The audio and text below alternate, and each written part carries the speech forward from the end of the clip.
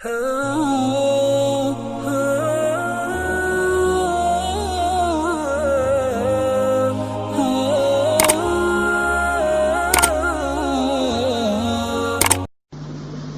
کچا پیسې نه وي او قرض واغستا او قرباني وکړه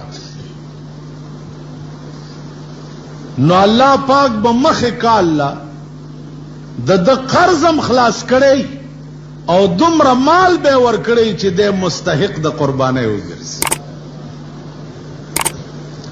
خو یو خبره درته کوم، کله کله امتحان مشي.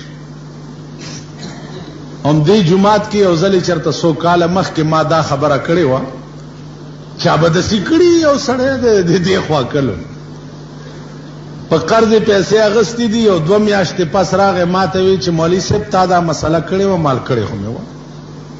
ویل بیا داسې مسلې مه کوه. مال ولې؟ ویل هغه دی په قرض مې اغستې اوس پیسې نه راځي ورپسې هغه دی سړی مانه غواړي. نو داسې سړي دپاره په قرض نه دی اغسته پکار. ما په دې خبره پوهېږي چې د چا ایمان دومره کمزوری چې هغه کې دا خیال وکړي چې زه ورپسې مالداره کېږي، که په دې نیت کې ګډوری واغستو چې زه مخې که الله مالداره کېږي نو دا د مالدار کېدو په نیت دی، د قربانۍ په نیت نه دی. دا قرباني بیا ډوکېږي نه. ما په خبرو پوهېږئ؟ ګډوری اغستل په دې نیت چې زه سنت ابراهیمی ادا کوم، نور سیزونه به بتبه ورپسې راځي بیا، ځکه چې قانون دا دی چې د تمام اعمالو دارو مدار چې دی هغه په نیت باندې دی، او نیت په عربي کې د زړه قصد او اراده ته وایي. نو مدار د اعمالو په نیت ته څنګه دی چې نیت یې هغسې به در سره کېږي.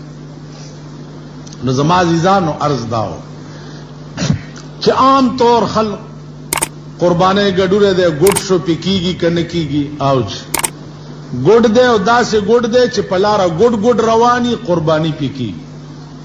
سرمنې کې خارښتو لګېدو، لاندې غوښې ته چې نقصان نه یې رسېدلی، پاس په سرمنه د ګډ خارښ مارښتي په دې قرباني کېږي.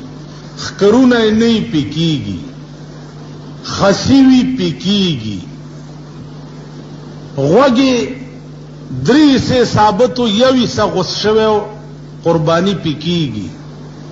تاسو خیال راغی؟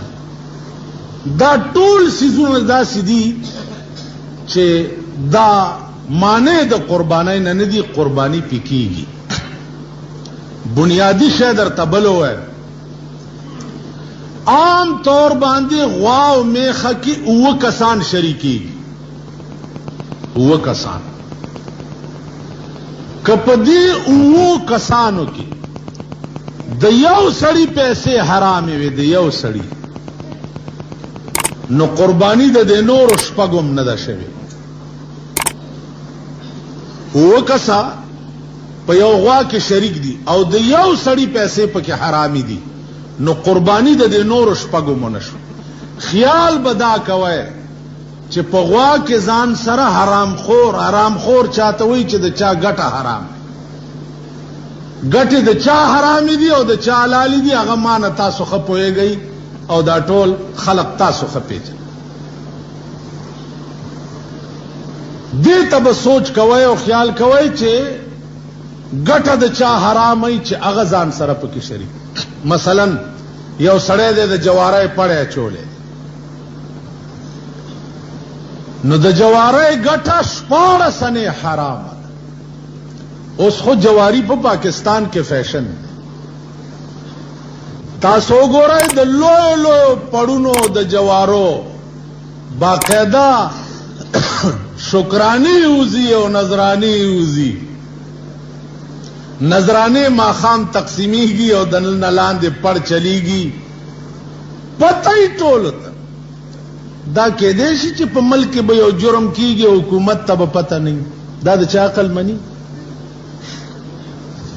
جواره پړونه په علاقه کې چلیږي او حکومت ته به پته نه وي.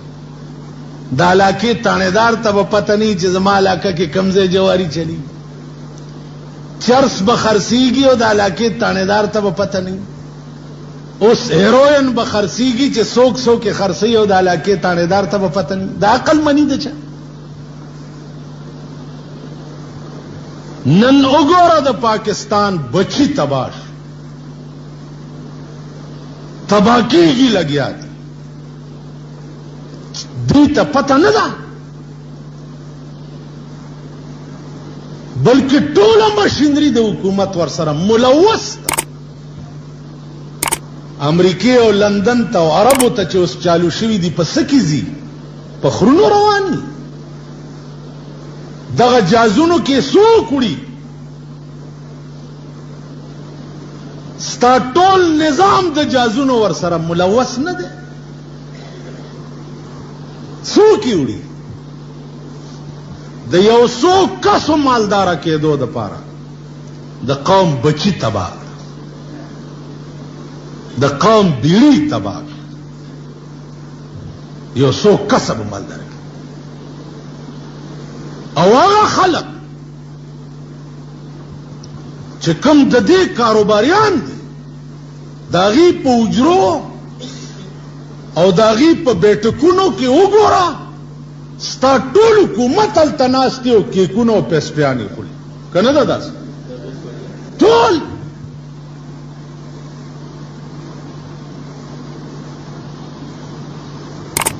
دا زمونږ ملک شو چرته لوی مجرمي لوی مجرم د ملک لوی دوست دی ځکه چې د هغه په ځای کې ټیکي دي او ګډان دي او خوراک دی او سکاک دی او کباب دي او وغیرہ وغیرہ د ملک لوی دوست دی. که زه ووایم چې دا ولې زه د ملک لوی دشمن یم. نن د قوم او د ملت دشمن څوک دی؟ راشئ چې په ګوته یې درته وښیم پټې خبرې نه دي وښیم درته دا ټوکې دي. راشئ د دې په کورونو کې